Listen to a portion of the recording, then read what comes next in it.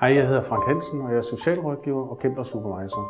Jeg arbejder med behandling af afhængige mennesker i 15 år. Mange tror, det er sjovt og spændende at være sexafhængig, men sådan er det ikke for de fleste af de mennesker, vi har i behandling. Vi taler om skyld, skam, angst og uro og ødelagte forhold. Sexafhængige mennesker har et usundt forhold til deres seksualitet. De bruger ikke sex for at skabe intimitet i deres parforhold. De bruger sex som en flugtvej fra noget inde i dem selv, for at dulme de ubehagelige følelser og for at håndtere stress.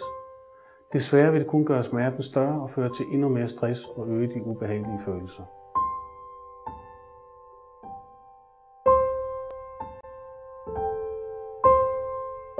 Et kendetegn på sexafhængighed er kontroltab. For eksempel beslutter du dig for ikke at gå online i aften. Man gør det alligevel og i timevis. Du vågner træt og elendig dagen efter. Eller du lover dig selv aldrig at mødes med en anden partner igen. Man gør det alligevel. Kontroltab er et klassisk tegn på afhængighed.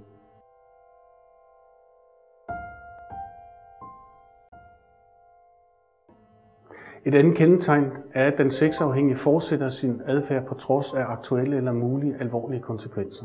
Det kan være, at din arbejdsgiver har fundet porno på din bærbare og enten givet dig en advarsel eller fyret dig.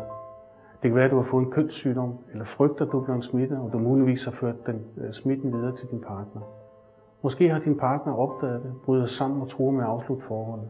Men uanset hvad, så vil du, hvis du er afhængig, være tilbøjelig til at lukke øjnene og fortsætte med at bruge sex for at dulme den smerte, din afhængighed har forårsaget.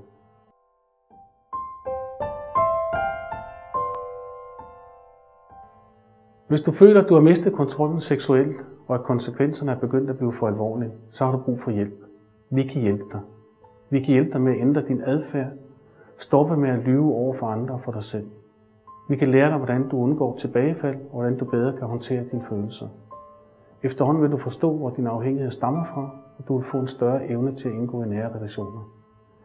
Det er de ting, du behøver at få styr på, hvis du ønsker at få det godt med dig selv og andre.